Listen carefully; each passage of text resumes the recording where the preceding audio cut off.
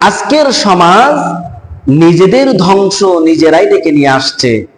একটি কথা বলি, এই সমাজের যে অবক্ষয়, যে চরিত্রহীন সমাজ আজকে হয়েছে, মানুষ চরিত্র হারা হলো, আদর্শ হারা হলো, সভ্য জাতি থেকে অসভ্য জাতিতে পরিণত হলো।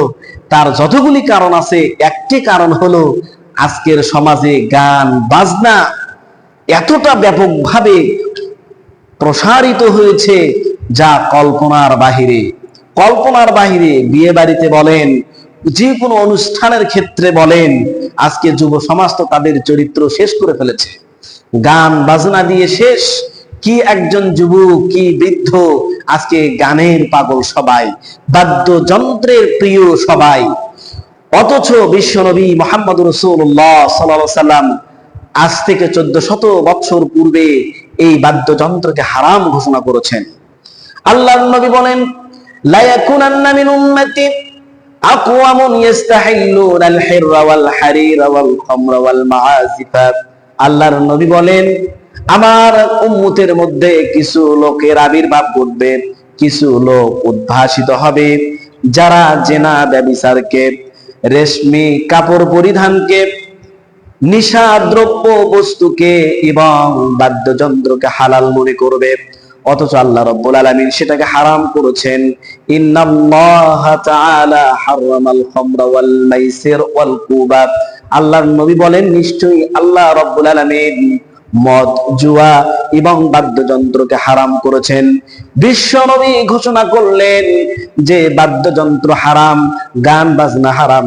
আজকে সেই মুসলমান যারা দাবি করছে যে আমরা শেষ নবীর উম্মত, আমরা মুহাম্মাদি, আমরা মুহাম্মাদের উম্মত, কিন্তু তার আদর্শকে গ্রহণ করতে পারলাম না, তার আদর্শকে গ্রহণ করতে পারলাম না।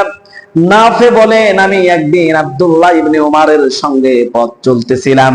পথ চলতে চলতে হঠাৎ করে কোথায় থেকে যেন ভেসে আসলো বাদ্যযন্ত্র আওয়াজ। আব্দুল্লাহ ইবনে ওমর দ্রুত গতিতে তার দু আঙ্গুল কানের ভেতরে ঢুকিয়ে দিয়ে দ্রুত গতিতে সরে গেলেন। আমাকে জিজ্ঞাসা করতেছেন, ও নাফে, এখনো কি বাদ্যযন্ত্র শোনা যায়? বাদ্যযন্ত্র আওয়াজ কি শোনা যাচ্ছে? নাফে বলেন, আমি বললাম না, বাদ্যযন্ত্রের আওয়াজ শোনা যাচ্ছে না।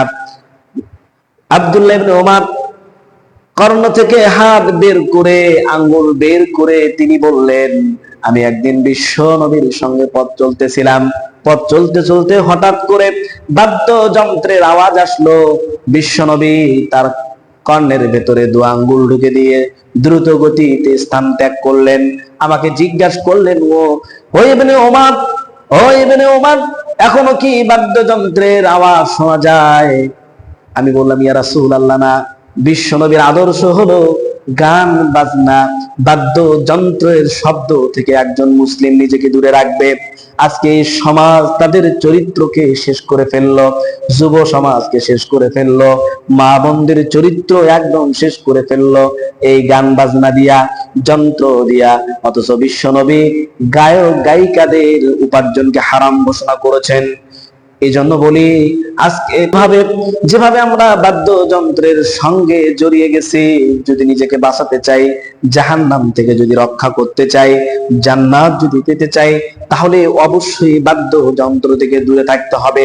কেননা বাদ্যযন্ত্র চিরদিনের জন্য হারাম।